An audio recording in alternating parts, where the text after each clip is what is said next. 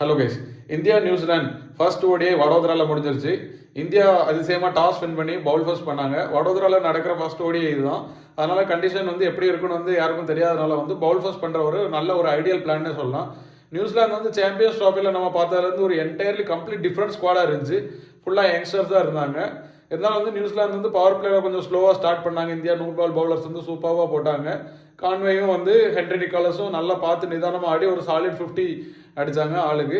அதுக்கப்புறம் மிட்சல் ஒரு ரன்னை நல்லா கொண்டு போனார். அதாவது நியூசிலாந்து எந்த ஒரு கண்டிஷனில் சிச்சுவேஷனில் ஆக்சலரேட் பண்ணி ஒரு 320 அடிப்பாங்கன்னு எதிர்பார்க்கும் போது மிட்சல் அவுட் ஆயிட்டாரு.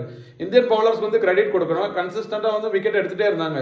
எப்போல்லாம் ஒரு பார்ட்னர்ஷிப் அமைஞ்சதோ கேம் எடுத்துகிட்டு போவாங்கன்னு நினைக்கும் போது விக்கெட் எடுத்துகிட்டே இருந்தாங்க. அப்புறம் இந்தியா பேட்டிங் பண்ணாங்க. இது 300ங்கிறது ஒரு ஈஸி டார்கெட் மாதிரி தான் இருந்துச்சு. ஏன்னா டியூ வரும்போது அவங்களும் பால் பவுலர்ஸும் சூப்பராக போட்டாங்க. எஸ்பெஷலி ஜேமிசன் நல்லா போட்டார், ஃபோக்ஸும் நல்லா போட்டாங்க. ரோஹித் சர்மா ஒரு ஸ்டார்ட் கிடைச்சாலும் அதை கன்வெர்ட் பண்ணாமல் கையில் கொடுத்துட்டு போயிட்டாரு. அடுத்து கோலி சூப்பராக அட்டாக் பண்ணி ஆடினார். கில்லுக்கு அந்த கேமை எடுத்துகிட்டு போக முடியல. அவரோட ஸ்ட்ரைக் ரேட் எல்லாமே கம்மியாக தான் இருந்துச்சு. கோலி நல்லா ஆடிட்டு இருந்தார். ஒரு ஸ்ரேயாஸும் சூப்பராக ஆடினார். ஒரு இன்ஜுரியிலேருந்து ரிட்டர்ன் ஆகி நல்ல பார்ட்னர்ஷிப் இருந்துச்சு.